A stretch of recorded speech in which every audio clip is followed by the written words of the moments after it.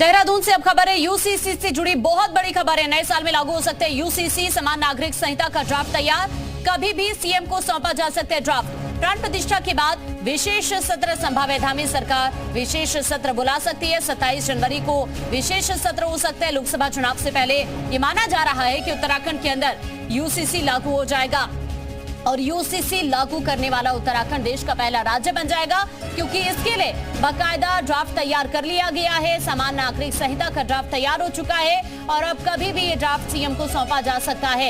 ये माना जा रहा है कि प्राण प्रतिष्ठा के बाद विशेष सत्र बुलाया जा सकता है 27 जनवरी को और उसी में इसे लागू करा दिया जाएगा। 2024 में लोकसभा चुनाव भी है और 22 जनवरी को प्राण प्रतिष्ठा भी है।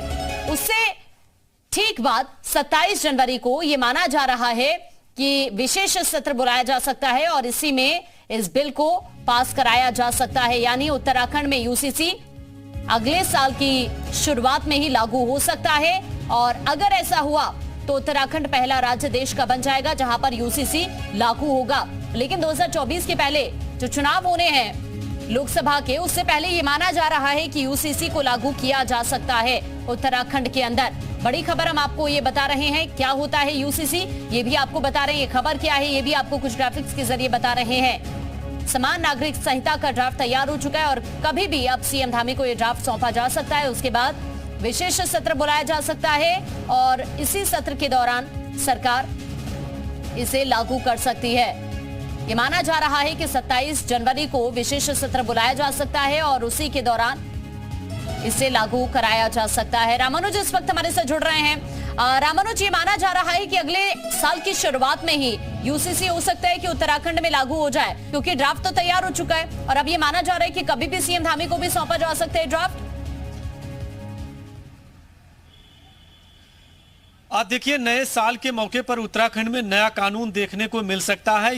यूनिफॉर्म सिविल कोड का जो ड्राफ्ट है वो लगभग तैयार हो चुका है और अंजना प्रसाद देसाई की अध्यक्षता में गठित ड्राफ्ट कमेटी सभी पहलुओं का बहुत बारीकी के साथ में निरीक्षण भी कर रही है और उसमें जो तमाम जो अलग अलग संगठन थे, स्थानीय लोग थे, उनकी रायशुमारी के बाद उस ड्राफ्ट को तैयार किया जा रहा है। तो अंतिम चरण में है और कभी भी सरकार को ड्राफ्ट कमेटी उस ड्राफ्ट को सौंप सकती है। सबसे खास बात यही है कि ड्राफ्ट कमेटी ने अलग अलग संगठन, अलग अलग समुदायों के साथ में जहां बैठकें की, उनसे सुझाव लिया और इसी के साथ में रायशुमारी करके एक ड्राफ्ट को तैयार किया और देश का ये उत्तराखंड पहला ऐसा राज्य होगा जहां यूनिफॉर्म सिविल कोड लागू होगा। सरकार की जो मंशा है वो मुख्यमंत्री पुष्कर सिंह धामी ने पिछले विधानसभा चुनाव के दौरान ही कहा था कि उत्तराखंड देवभूमि है और यहाँ पर यूनिफॉर्म सिविल कोड को लागू किया जाएगा। उसके लिए सरकार शिद्दत के साथ काम कर रही है। उस कड़ी में अगर देखते हैं